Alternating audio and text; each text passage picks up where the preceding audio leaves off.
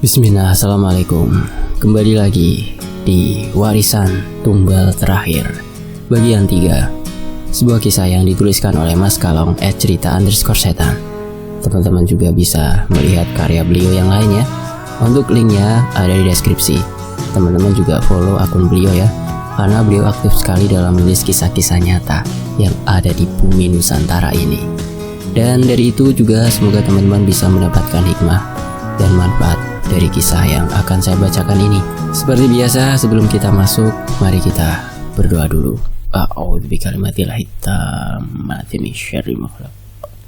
Bismillahirrahmanirrahim. La yadurru ma'asmihi syai'un fil ardi wa la fis sama' wa huwas samiul alim. Allahumma sholli ala sayyidina Muhammad sallallahu alaihi wasallam. Ini dia selengkapnya bagian ketiga, Warisan Tumbal Terakhir, tanggal 13 Sasi Pitu.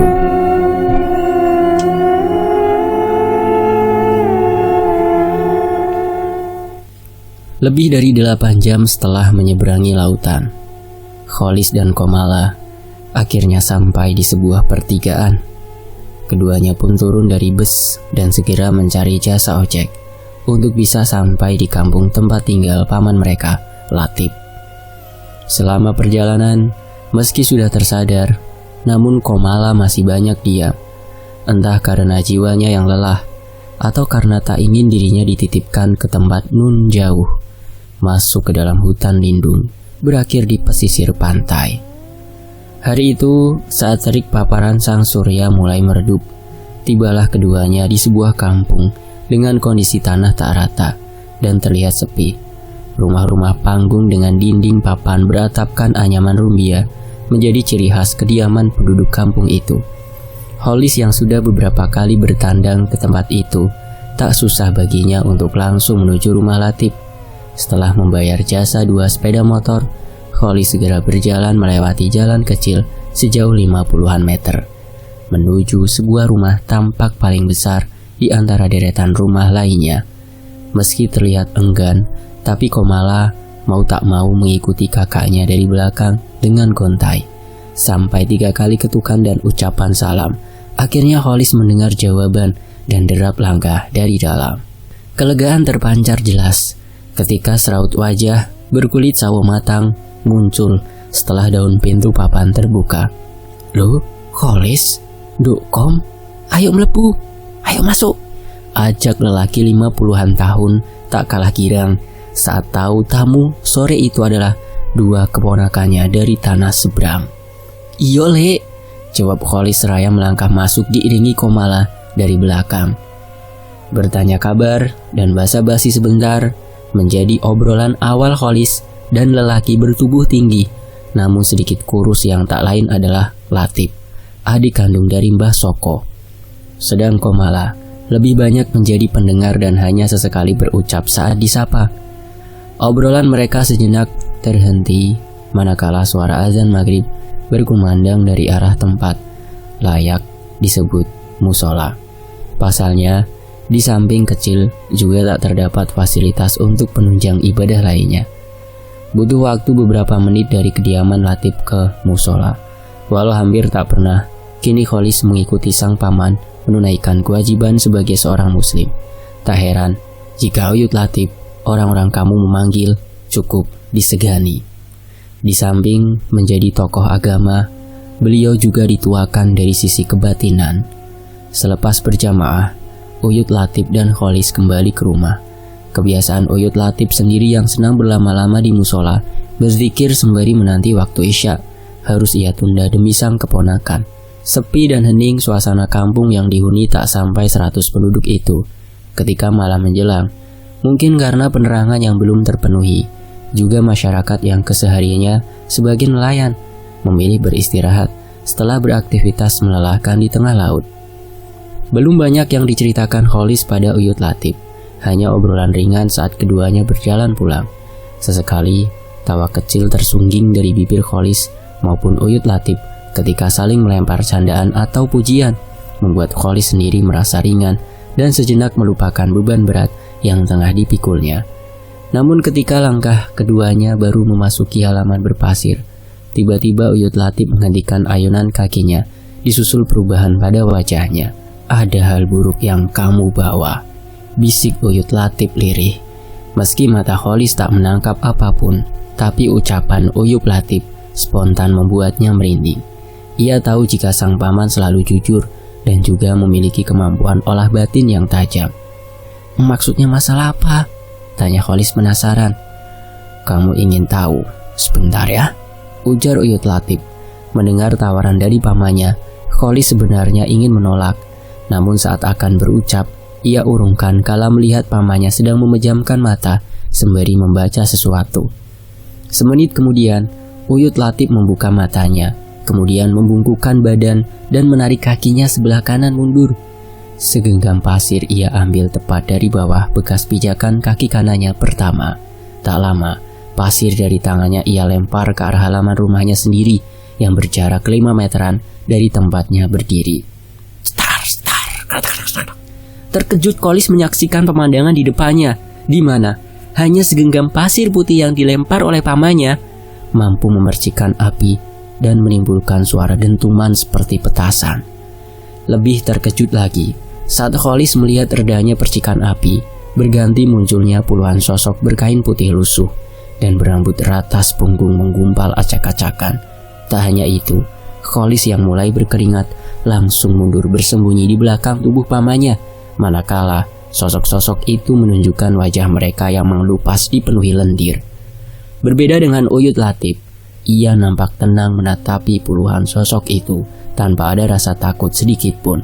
"Demi topo, dan dari mana itu paman?" bisik Kholis ketakutan.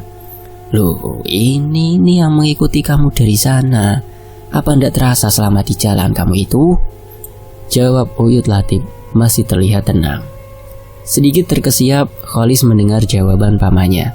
Sebentar ia memutar memori yang tersimpan di otaknya, tapi tetap tak terekam tentang kemunculan sosok-sosok berwajah penuh lendir itu. Dirinya tak menampik jika mengalami kejadian aneh dan ngeri, tapi bukan tentang sosok menyeramkan yang kini ada di hadapannya.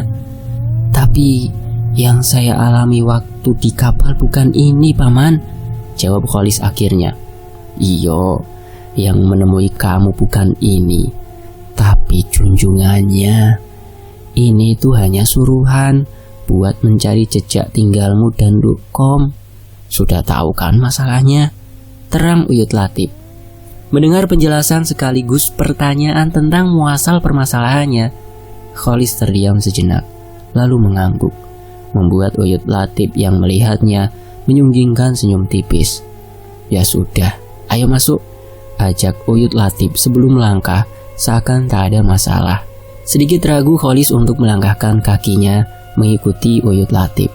Melihat puluhan sosok bermata putih rata tanpa telinga masih berdiri tegak di halaman, Kholis memberanikan diri. Setelah Uyut Latif menunggunya sambil mengulurkan tangan kiri dan menganggukkan kepala, erat pegangan Kholis pada pergelangan tangan Uyut Latif. Ia tak memperdulikan lagi bau anyir dan amis menyengat berasal dari lendir merah kehitaman di wajah mengelupas puluhan sosok itu. Bau itu semakin lama semakin menyengat, sama dengan halnya Kholis yang juga semakin dekat dengan keberadaan mereka.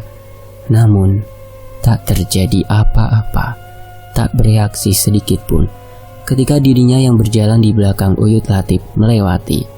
Terheran saat itu Kholis dengan apa yang baru saja ia alami. Ketakutannya akan terjadi sesuatu pasca kemunculan sosok-sosok itu ternyata tak sama sekali.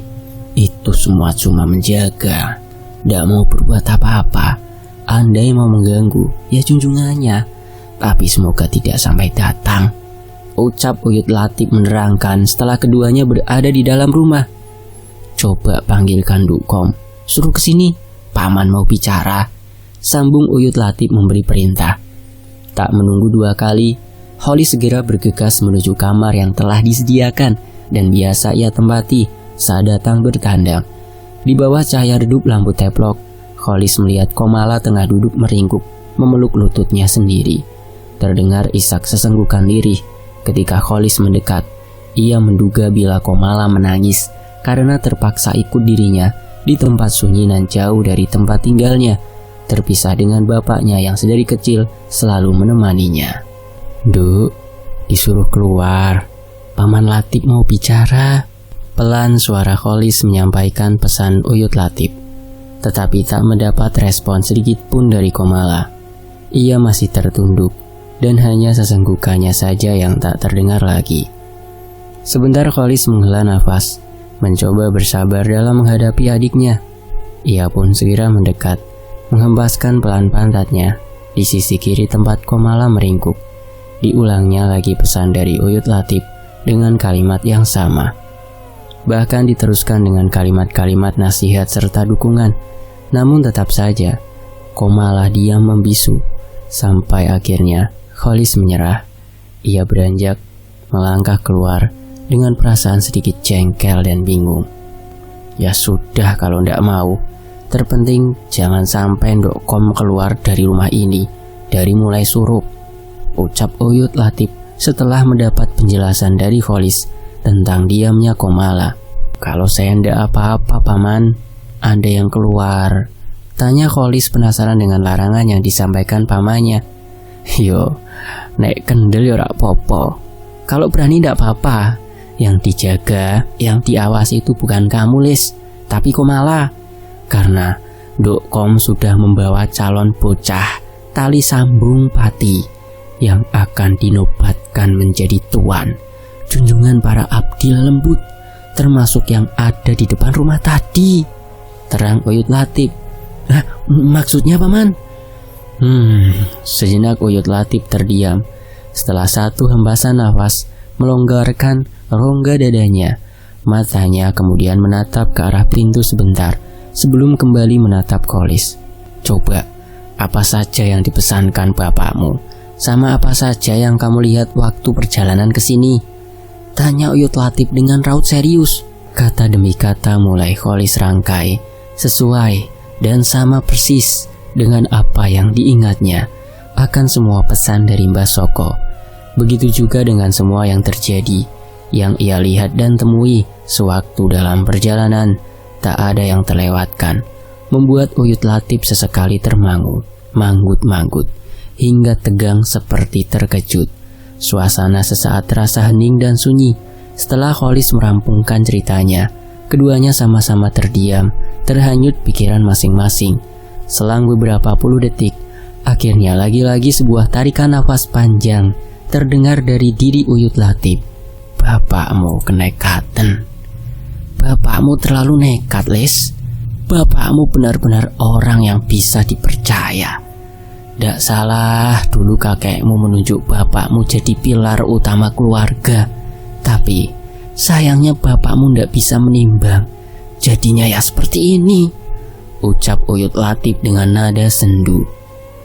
"Sekarang kamulah Lis yang jadi gantinya bapakmu. Jangan kamu sia-siakan pengorbanannya. Aku cuma bisa bantu doa sama saran. Karena keadaan ini yang bisa menyelesaikan ya cuma Nduk Komala sendiri," sambung Uyut Latif. "Maksudnya ini gimana paman? Bapak ndak kenapa-napa kan paman?" tanya Kholis yang dilanda gelisah mendengar penuturan Uyut Latif. "Ya, moga-moga saja tebakanku salah, Lis. Tapi kalau kepercayaan penganut kejawen, apa yang diamanahkan padamu terus kamu lakukan sesuai keinginannya, artinya yang kamu lihat dalam bayangan tentang masalah bapakmu, ya itulah yang terjadi. Mungkin sekarang bapakmu sudah pulang di tempat bagus, berkumpul dengan kakek-kakekmu." Panas terjabik rasanya dada Kholis mendengar penjelasan Uyut Latif. Darahnya mendidih manakala bayangan mengerikan keadaan bapaknya kembali melintang utuh di pelupuk matanya. Ia ingin menangis, menjerit, namun tertahan oleh amarah. "Ini baru rabaan, Lis. Belum pasti. Jadi bersama-sama kita doakan saja bapakmu selamat," ucap Uyut Latif, mencoba membesarkan hati dan harapan. Kholis sendiri masih terdiam menunduk, terlarut dalam kegelisahan dan kesedihan, membayangkan jika hal itu benar terjadi menimpa bapaknya. Jelas sekali baginya semua itu ulah dari keluarga Murti Rahmi. Baru saja Kholis mengangkat wajah dan ingin membuka mulut untuk berucap, tiba-tiba ditahan oleh Uyut Latif menggunakan isyarat jari telunjuk. Dada Kholis ketika berdebar, denyut jantungnya mengencang, manakala mengikuti isyarat dari pamannya. Telinganya mendengar suara layaknya seseorang berjalan dengan menyeret sesuatu. Cukup lama suara itu terdengar dan seperti tengah mengitari rumah panggung Uyut Latif yang sudah ditempati puluhan tahun. Walaupun Uyut Latif tak menikah, namun beliau tergolong orang yang rajin sehingga area sekitaran dan dalam rumah selalu bersih. Semakin lama suara seretan gemresek semakin jelas dan seperti semakin ramai, membuat Uyut Latif mau tak mau beranjak dari duduknya, lantas bergegas menuju pintu depan. Sesampainya ia berhenti sejenak, seperti tengah memastikan sebelum tangannya mendorong daun pintu yang tak terkunci. Astagfirullah, demit apa ini yang datang? Seru Uyut Latif beristighfar, terkejut melihat sumber suara gemresek yang ternyata dari gulungan rambut hitam panjang tak berujung dan tak terlihat wujud pemiliknya. Ada apa, Paman? Tanya Kholis. Sana, kamu jaga Ndukkom, jangan sampai keluar-keluar dari kamarnya, seru Uyut Latif memberi perintah. Walaupun masih dirundung penasaran, Kholis tetap menuruti perintah pamannya. Ia bergegas menuju kamar yang terletak di sisi kiri berbatasan dengan ruang makan. Getaran langkah kaki cepat yang menapak di lantai papan membuat riuh ramai suasana rumah Uyut Latif. Bukan saja dari derap langkah Kholis, tapi juga dari dalam kamar di mana Komala berada. Hal itu membuat Kholis yang baru saja sampai di ambang pintu berhenti sejenak, menajamkan pendengarannya yang menangkap samar suara orang bernyanyi lirih. Merinding tubuh Kholis saat benar-benar yakin jika suara lirih itu berasal dari dalam kamar di depannya, sebab yakin bila itu bukan suara Komala, adiknya. 1-2 detik Kholis masih terpaku mematung di depan pintu. Namun ketika suara lirih berbarengan suara derap langkah kaki di lantai papan kembali ramai, ia pun berniat membuka pintu. Sayang, walau dengan sekuat tenaga, Kholis tak dapat membuka pintu papan itu. Sementara nyanyian dan derap kaki semakin jelas, membuat rasa takut dan penasarannya berimbang menguasai. Ketakutannya yang tinggi akan keselamatan adiknya akhirnya menuntun Kholis untuk mendekatkan wajahnya pada celah papan yang tak rapat, ingin memastikan sebentar keadaan di dalam kamar sebelum ia berencana membuka paksa. Wajah Kholis dalam sekejap langsung memucat ketika mata kirinya yang mengintip dari selap papan melihat jelas Komala tengah menari dalam redupnya cahaya kamar bersama sesosok wanita. Semakin jelas gurat ketakutan di wajah Kholis ketika ingatannya kembali melambung, mencoba mengenali sosok wanita yang tengah bersama Komala, yang tak lain adalah sosok wanita bergelung dengan bau tubuh khas kapur baru sewaktu di dalam kapal. Menyingkir, Lis, ngaleho, ngaleh. Tersentak Kholis mendengar seruan dari Uyut Latif. Segera dirinya mundur dan mendekat ke arah Uyut Latif yang sudah kembali duduk di tikar berlapis kain kambal.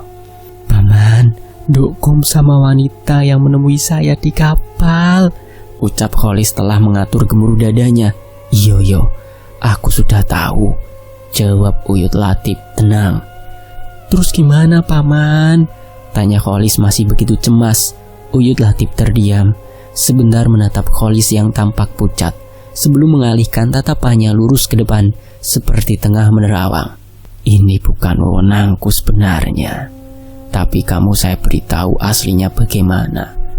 Ndukkom itu sudah hamil calon anak yang akan dijadikan penerus leluhurnya kelak.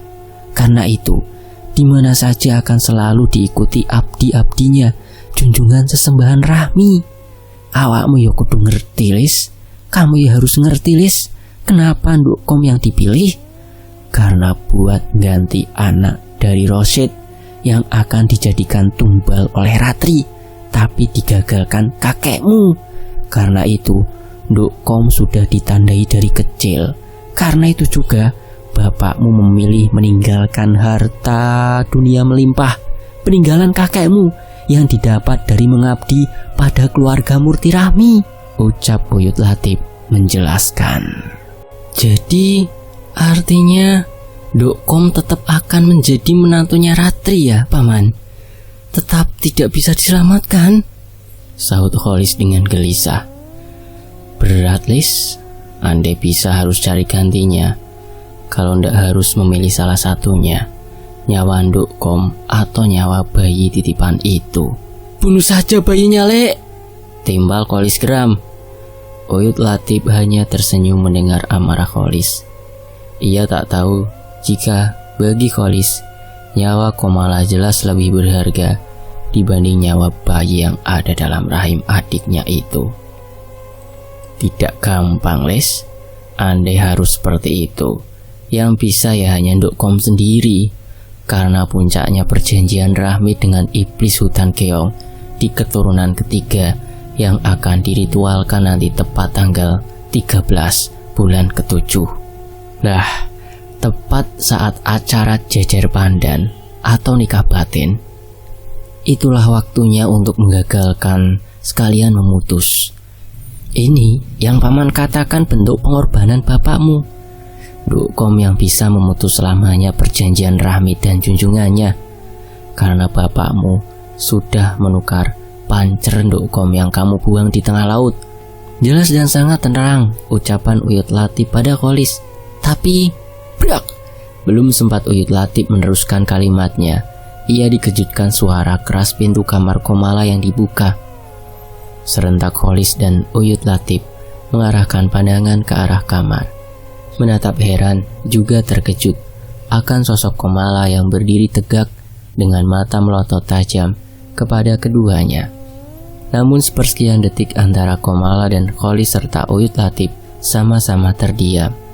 Tak ada ucapan atau kalimat apapun, seolah mulut mereka terkunci. Suasana canggung itu akhirnya terpecahkan oleh langkah Kholis yang memberanikan diri bangkit dan melangkah mendekati Komala. Walau dalam hatinya merasa was-was, namun melihat sang adik yang berbeda serta perasaan tak enak terhadap Uyut Latif, Kholis pun ingin menegur. Akan tetapi sesampainya di depan Komala, Kholis terjingkat dan kembali harus beringsut mundur. Kamu ikut dijaga karena kelak saya butuhkan. Kalau tak saya butuhkan, sudah saya habisi selembar nyawamu itu. Tegas dan bernada sinis suara Komala kepada Kholis. Latif, jangan sampai saya harus melanggar janjiku dulu pada ibumu. Ini peringatan untukmu. Tak hanya Kholis, Uyut Latif yang masih duduk pun tergelak hebat mendengar ucapan tegas Komala. Namun setelah beberapa detik Uyut Latif mengamati dalam-dalam, dirinya mengangguk pelan, yakin jika yang ada di depannya yang baru saja bersuara keras dan tegas bukanlah Komala. Apalagi kalimat yang terlontar yang mana menyentuh perihal orang tuanya. Semakin menegaskan bila di balik sosok Komala bersemayam sosok yang selama ini paling dirinya hindari. Sedangkan Kholis, keberaniannya yang sudah rontok oleh sikap Komala, berdiri menyandar pada dinding papan dengan wajah pucat penuh ketakutan. Nyai Rahmi, saya ndak akan ikut campur urusanmu. Tapi anak ini terlanjur sampai di sini, maka harus saya lindungi. Masalahmu dengan orang tuaku dulu sudah bukan lagi urusanku. Pelan namun tegas dan penuh makna, ucapan Uyut Latif pada sosok Komala yang diyakininya dalam penguasaan Nyai Rahmi, sosok wanita pembuka persekutuan dengan iblis hutan keong. Lancang kowe saiki, sekarang aku mengalah. Aku beri kesempatan untuk nyawamu, tapi ingatlah, berani menyentuh calon yang ada di rahim anak ini, dia akan selamat entah dimanapun keberadaanmu, sahut sosok Komala yang tengah dalam kekuasaan Nyai Rahmi. Setelah mengucapkan kalimat bernada ancaman, Komala membalikan tubuhnya masuk ke dalam kamar, menyisakan wangi pandan berpadu kasturi putih menyebar seantero dalam rumah Uyut Latif. Hening suasana setelah Komala tak lagi terlihat, membuat sedikit lega jiwa Kholis. Segera ia melangkah mendekati Uyut Latif, Wajahnya yang masih terlihat pucat diusapnya beberapa kali, berusaha menghilangkan ketegangan yang menyerat jelas. "Mulai malam ini hati-hati kita, Lis," pesan Uyut Latif dengan wajah datar tanpa ekspresi. "Harus gimana sekarang, Paman? Aku sudah pusing memikirkan urusan ini. Anak istriku pasti sudah menunggu dan khawatir aku ndak pulang-pulang," timbal Kholis dengan gusar. "Iyo, kalau mau pulang, kamu nanti 3 hari lagi ya, nunggu aku," ujar Uyut Latif menimpali keluhan Kholis. "Maksudnya nunggu Paman gimana?" tanya Kholis yang heran dengan ucapan Uyut Latif. "Maksudnya, kamu besok Paman tinggal 3 hari. Ndak perlu ngerti Paman di mana. Yang penting kamu jaga adikmu. Jangan sampai keluar kalau hari sudah gelap. Kamu juga harus hati-hati.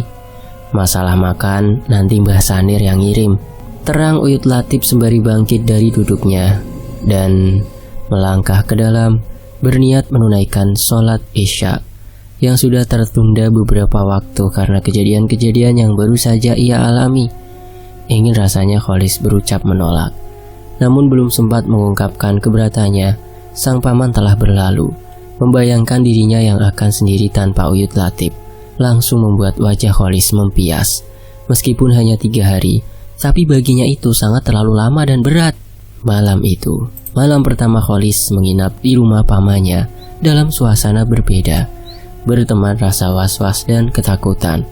Kholis akhirnya mampu memejamkan mata sekira waktu telah memasuki tengah malam. Di samping hawa yang mulai dingin, juga karena rasa lelah setelah lebih 1 hari semalam terkungkung di dalam bus. Belum puas merasakan lelapnya belayan mimpi, Kholis sudah harus terjaga oleh panggilan pelan Uyut Latif. Terkantuk-kantuk dirinya mendengarkan pesan sang paman yang rupanya telah bersiap untuk pergi. Dengan rasa tak menentu, Kholis pun mengiyakan ucapan Uyut Latif dan melepaskan kepergiannya. Hari semakin terang saat semburat kemerah-merahan menyembul dari sisi timur laut, merubah suasana sunyi kampung menjadi ramai oleh aktivitas penduduk dengan ragam keseharian masing-masing. Hal itu sedikit menghibur Kholis, apalagi ketika beberapa warga yang sudah dikenalnya mengajaknya sebentar bercengkrama dalam gurauan yang mengakrabkan. Kholis baru merasakan kembali suasana tak mengenakan setelah kedatangan Mbah Sanir, wanita umur 50-an lebih yang bakal selama 3 hari mengantar makanan. Bukan hal Mbah Sanir atau makanannya yang membuat Kholis tak nyaman, melainkan sikap adiknya yang seperti tak lagi mengenalinya. Beberapa kali sapaan Kholis dibalas dengan sikap dingin dan tatapan sinis. Tak berbicara sepatah kata pun, juga tak menyentuh barang sedikit makanan yang terhidang. Kejadian itu berlanjut sampai waktu menjelang senja, dan setelah kedatangan Mbah Sanir kedua kalinya. Hal yang sama Kholis lakukan ketika Mbah Sanir pulang dan berniat menawarkan hidangan yang ia susun sendiri di meja persegi tak seberapa lebar. 1, 2 hingga puluhan kali ketukan serta panggilan Kholis tak bersahut, membuat benaknya bertanya-tanya dan menimbulkan kegelisahan mengingat waktu yang sudah menjelang surup serta pesan-pesan dari Paman Latif. Duk, lagi dan terus Kholis berusaha memanggil Komala, tapi tetap saja tak ada sahutan. Padahal Kholis yakin jika adiknya sedari bertemu waktu pagi belum keluar dari kamar. Rasa panik akhirnya menuntun Kholis untuk mengintip dari celah-celah daun pintu yang merenggang. Walau tak besar, tapi cukup untuk matanya melihat ke dalam, seperti yang dirinya lakukan semalam. Kosong, tak ada siapapun di dalam kamar, hanya tumpukan bantal dan selimut di atas ranjang yang tertangkap matanya, membuatnya semakin dirundung kekhawatiran. Tak ingin terjadi apa-apa, Kholis segera bergegas mencari Komala. Disusurinya tiap ruangan dalam rumah sampai sekeliling bagian luar, tetap saja nihil. Kholis tak menemukan sosok adiknya. Dalam keputusasaan, Kholis kembali masuk melalui pintu belakang. Langkah gontainya yang bersuara pelan ketika menapaki 5 tangga naik menuju pintu kayu yang masih terbuka. Dirinya sudah terlalu lelah, jiwanya sudah pasrah, membayangkan apa yang akan terjadi atas dilanggarnya pesan dari pamannya. Namun, keputusasaan dan kepanikan Kholis segera berubah keterkejutan bercampur girang Kala ia baru saja masuk melihat sosok Komala telah duduk di depan meja makan seperti baru saja selesai bersantap. "Duk, kamu dari mana?" tanya Kholis pelan, seperti berusaha menutupi rasa senangnya. "Aku dari tadi di kamar, Mas, ndak kemana-mana," jawab Komala acuh. Tertegun Kholis mendengar ucapan Komala. Ia kemudian mengingat-ingat lagi saat ia mengintip kamar Komala yang dengan jelas kosong. Namun ia mencoba menerima jawaban adiknya. Ia tak ingin suasana seperti pagi tadi terulang, hanya duduk dengan saling diam. "Bapak sudah meninggal. Apa sampean sudah tahu, Kang?" ucap Komala tiba-tiba. Tentu saja ucapan itu langsung membuat Kholis terperanjat. Tangannya yang hendak meraih sendok nasi urung, dadanya bergemuruh, urat-uratnya menegang, menahan amarah. "Bicara apa kamu?" tanya Kholis dengan suara keras. "Bapak memang sudah meninggal, mengorbankan dirinya sendiri demi perkara yang tidak ada gunanya. Kalau tidak percaya coba lihat saja sana, yang akan kamu temui cuma kuburannya," sahut Komala dengan wajah tenang, semakin membakar amarah Kholis. "Tahu dari mana kamu?" tanya Kholis masih dengan suara tinggi. Kali ini Komala hanya diam, sebentar menatap Kholis, sebelum berdiri dan melangkah pergi ke arah kamarnya. Hal itu mengundang kegusaran kuat dalam diri Kholis. Jiwanya bergejolak bergemuruh tak menentu. Hampir saja ia menuruti bisikan hatinya untuk pergi dari rumah pamannya, guna memastikan ucapan sang adik. Walau ia sendiri sudah mendapat rabaan dari Uyut Latif tentang nasib yang bakal menimpa bapaknya, tapi tetap saja ia tidak terima sebelum membuktikan sendiri. Kholis akhirnya mengurungkan niatnya untuk menikmati hidangan yang dikirim Mbah Sanir. Selera makannya memudar, hilang tergerus kegelisahan atau ucapan Komala. Ia lebih memilih masuk ke dalam kamar milik pamannya seperti yang dipesankan padanya. Setelah memastikan pintu-pintu sudah tertutup, "Kreak! Kreak!" berputar dan seperti mengelilingi rumah Uyut Latif, burung yang biasa disebut masyarakat luar sebagai burung kematian. Ada beberapa ekor jika didengar dari suaranya yang nyaring bersautan, menandakan jika pantas disebut sekawanan. Beberapa kali terdengar mengitari atap, burung berwarna hitam, bermata tajam, dan terkadang bersuara mirip lolongan anjing malam, bertengger tepat di atas atap kamar Uyut Latif yang dihuni Kholis sementara. "Kreak! Kreak!" Kembali bagai lengkingan teriakan, suara burung-burung itu nyaring memecah keheningan malam yang belum begitu larut. Hal itu membuat Kholis terhenyak. Ia tak menduga, ternyata burung tanda kematian itu tak hanya secara kebetulan lewat seperti pemikirannya, tetapi bertengger seolah mengisyaratkan sesuatu. Hampir 10 menitan Kholis bernafas dalam gelisah. Meski dalam posisi terbaring, namun matanya enggan terpejam. Srak, srak. Kali ini Kholis tak lagi hanya terhenyak, melainkan mulai dilanda rasa tercekam. Ia pun perlahan bangkit, menyandarkan punggungnya pada dinding papan, seraya menajamkan pendengaran demi memastikan suara di sisi luar kamarnya. Srek, srek. Kali ini Kholis membenarkan dugaannya. Bila suara yang kembali terdengar jelas berada di sisi luar kamar, tak jauh atau bahkan tepat bersampingan, dan hanya tersekat oleh dinding papan antara dirinya dengan suara seperti langkah kaki bersentuhan dengan dedaunan kering. Walau posisi kamarnya lebih tinggi dari lantai tanah luar, namun suara itu sangat-sangat jelas di telinganya. Rasa takut dalam diri Kholis semakin lama semakin kian menyusup kuat. Dirinya tahu bila itu bukanlah perbuatan seseorang yang iseng atau yang ingin berbuat jahat, tetapi dengan berhentinya suara burung kematian dari atap rumah mengisyaratkan kedatangan makhluk lain yang berada di sekitaran tempat itu. Mengingat akan hal itu, tubuh Kholis anyep. Nafasnya pelan terjeda, tertahan tekanan dalam jiwanya saat membayangkan sosok-sosok menakutkan yang pernah matanya lihat sebelumnya. Sekilas kening Kholis mengkerut Manakala suara langkah kaki serta nyanyian burung kematian reda, nampak harapan untuk istirahat, tenang, tergambar pada wajah lelahnya.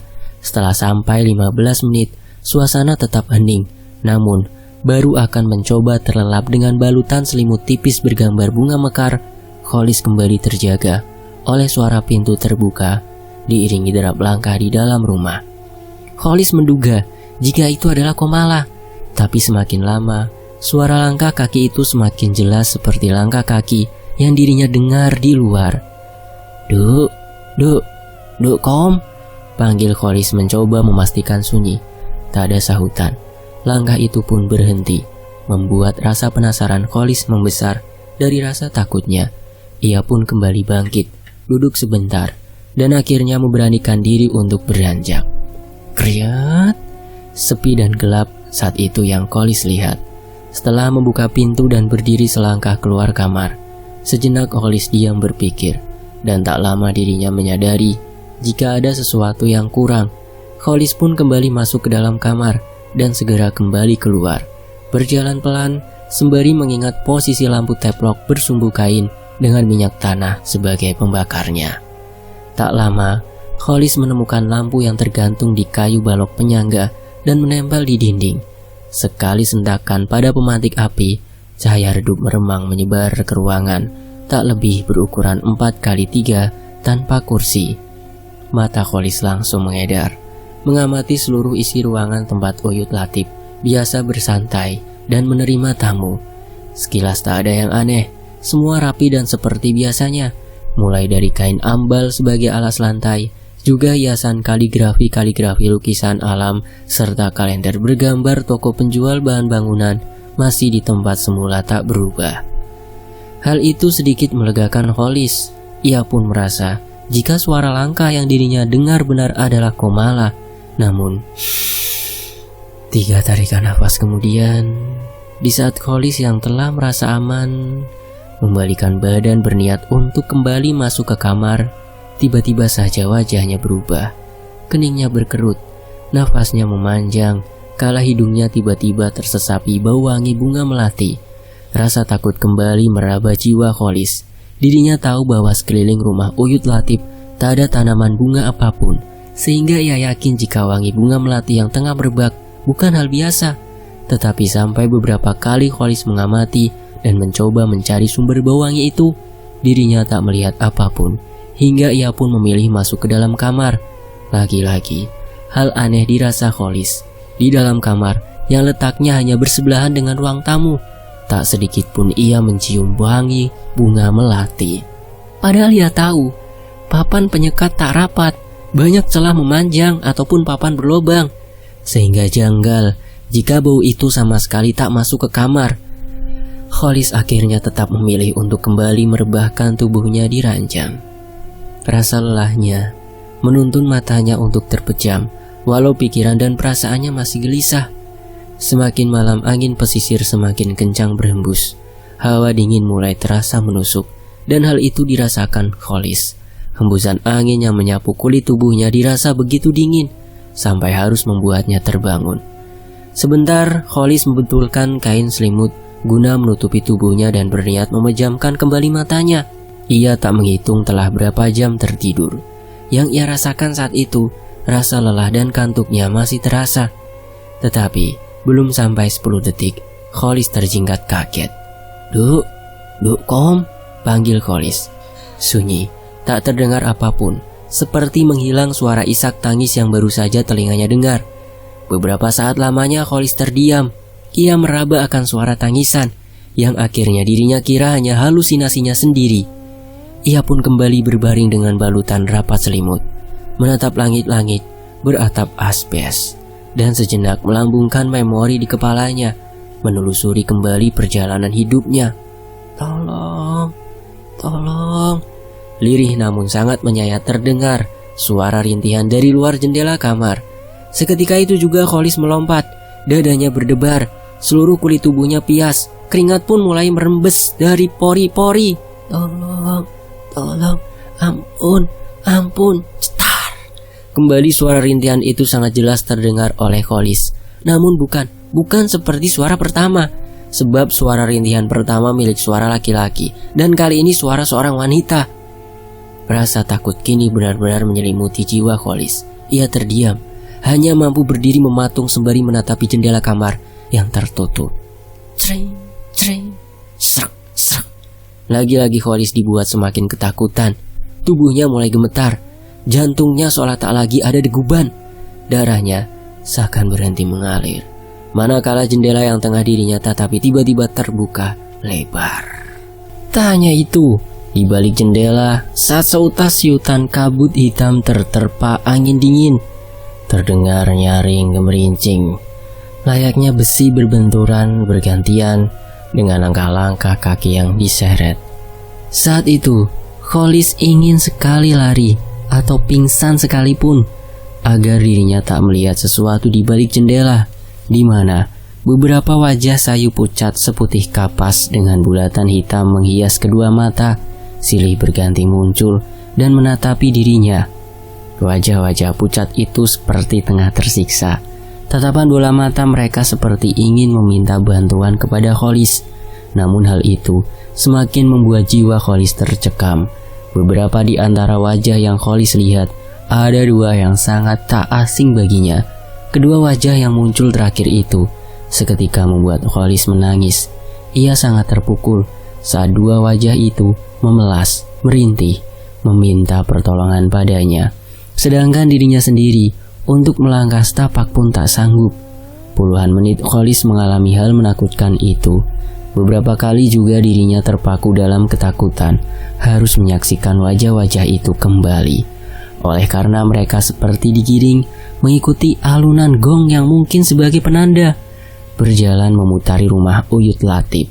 Suara gong dan gemerincing rantai beradu akhirnya terhenti setelah satu aroma kapur barus berpadu pandan menyesapi hidung Khalis. Dan tak lama, sesosok wanita muncul dari balik jendela, seperti tengah duduk di atas keranda pikul. Wanita itu menatap sinis ke arah Khalis. Wajahnya seolah tak berurat meski terlihat ayu. Rambutnya dibiarkan tergerai memanjang, berbalut kemben sebatas dada. Kamu menurutlah kalau tidak ingin jadi seperti orang-orang itu. Bawalah calon pengantin serenggiku keluar dari rumah ini. Antarkan kembali ke tempat asalnya. Setelah tanggal 13, kamu saya jamin hidup mulya. Ucap sosok wanita sangat mirip dengan Khalis tahu dan biasa dipanggil Bu Rotri. Kalau kamu ndak nurut, ikut melawan, ndak beda jauh nasibmu seperti kedua orang tuamu. Sambung sosok itu dengan nada culas dan menyengit. Khalis sendiri hanya terdiam. Wajahnya yang pucat pasi kontras dengan bibirnya yang membiru. Jangankan untuk menyahut bicara, menggerakkan bola matanya saja agar tak melihat kebengisan yang terpancar dari wajah sosok Ratri pun ia tak mampu. Sepersekian menit akhirnya Khalis terkulai. Tubuhnya yang basah bermandikan keringat roboh. Ia terkulai lemah, menyandar pada dinding. Setelah sosok Ratri bersama iringan gong dan wajah-wajah penuh kesedihan menghilang, sunyi, hening suasana saat itu membuat Khalis cepat menguasai gemuruh dadanya serta mengatur nafasnya yang tersengal. Hati Khalis sedikit goyah saat teringat kembali ucapan sosok Ratri. Ia membayangkan betapa menderitanya orang-orang yang ia lihat hanya sebatas wajah, termasuk wajah orang tuanya, Mbah Soko dan Mbok Selasi. Saat-saat jiwa dan pikiran Khalis masih berkecamuk, satu bisikan lembut membuatnya terbangun. Berjalan dengan tertatih keluar dari kamar, langkahnya semakin terasa ringan dan mantap ketika matanya lurus menatap ke arah kamar Komala. Sesampainya di depan pintu, Khalis berhenti sejenak, mendengarkan sayup lantunan liring tembang yang biasa dinyanyikan untuk menidurkan anak-anak. Khalis tak peduli lagi. Tangannya segera mendorong pintu tanpa mengetuk terlebih dahulu. Khalis sempat tertegun sejenak melihat Komala tengah duduk di ranjang sembari memeluk sebuah selendang merah muda polos. Dari bibirnya masih terdengar lirih bait tembang berirama Slendri Pelok. Sempat ragu Khalis kala itu, tapi ketika muncul bayangan wajah-wajah menderita, termasuk wajah kedua orang tuanya, kakinya segera berayun mendekati Komala. Liringan dari bibir Komala akhirnya terhenti sesaat setelah Khalis duduk di tepian ranjang. Sebentar matanya melirik sebelum menunduk menatapi selendang sembari menimang-nimang. "Duk, ayo, aku antar pulang lagi," ucap Khalis pelan. Tak ada sahutan dari Komala. Wajahnya tetap menunduk. Suara timbangannya masih terdengar lirih tanpa memperdulikan Khalis. Diulangnya kembali oleh Khalis ucapannya untuk kedua kali, dan untuk yang ketiga kalinya Komala akhirnya menengadahkan kepala, menatap lekat-lekat ke arah Khalis sebelum tangan kanannya menunjuk ke arah depan pintu utama sambil berucap pelan, "Buang dulu barang yang dikubur Paman Latif di depan pintu. Nanti kita baru bisa pergi dari sini." Termangu Khalis mendengar nama Uyut Latif disebut oleh Komala. Ia pun membayangkan, mengingat sosok pamannya yang tengah pergi sampai 3 hari ke depan. "Harus kamu ambil dulu, Kang. Kalau ndak akan selesai masalah ini. Apa Kang Khalis ndak ingin menolong bapak sama ibu? Apa malah Kang Khalis ingin sengsara jadi pengikut?" Sambung Komala berujar, seperti tahu keraguan dalam diri kakaknya. Tanpa menjawab, Khalis bangkit dan melangkah keluar. Kebimbangannya masih bergelanyut sama kuat antara menuruti adiknya atau pamannya. Hingga tanpa sadar, kaki Khalis sudah menapak di depan pintu utama, di mana tempat itu, di bawah tangga yang hanya berjarak 3 langkah, terkubur sesuatu seperti yang dimaksud Komala. Meski masih ragu, Khalis tetap membuka pintu, melangkah pelan menuruni tangga dan berhenti mematung menatap suasana gelap di halaman. "Ambil sekarang, Kang. Ayo segera kita pergi dari sini. Kasihan bapak sama ibu yang lagi menunggu kita." Sedikit terkejut, Khalis mendengar suara Komala yang sudah ada di belakangnya. Sembari menenteng lampu teplok gantung, ia menoleh sebentar, menatap sang adik yang tersenyum tipis, sembari menganggukkan kepala dan mengulurkan lampu bercahaya remang memudar kepadanya. Keraguan terlihat semakin menggurat jelas pada wajah Khalis saat akan menerima lampu dari tangan Komala. Namun akhirnya, tangannya menyambut uluran tangan Komala dan menerima pemberian lampu teplok. Kini, di depannya, 3 langkah dari tempatnya berdiri, Khalis melihat satu gundukan membulat sebesar paha orang dewasa. Entah karena emang dibuat seperti itu, atau memang penglihatan Khalis yang telah mampu menembus. Hal itu tak terlalu dipikirkan Khalis. Tugasnya kini hanya membongkar, mengambil sesuatu yang tertanam di dalamnya, seperti yang dimaksud Komala, adiknya. Akankah Khalis termakan oleh bujuk rayu Komala yang dikuasai oleh Nyai, atau Khalis masih memegang keras amanah dari Lek Latif? Cari tahu di bagian berikutnya. Terima kasih teman-temanku. Terima kasih Mas Kalong @cerita_setan. Saya pamit dulu teman-teman. Terima kasih ya sekali lagi ya. Wassalamualaikum warahmatullahi wabarakatuh. Demikianlah bagian 3. Warisan tumbal terakhir, tanggal terulas Sasi Pitu. Dan nantikan bagian berikutnya hanya di Fakta Sejarah. Wassalamualaikum warahmatullahi wabarakatuh. Alhamdulillahirabbil alamin.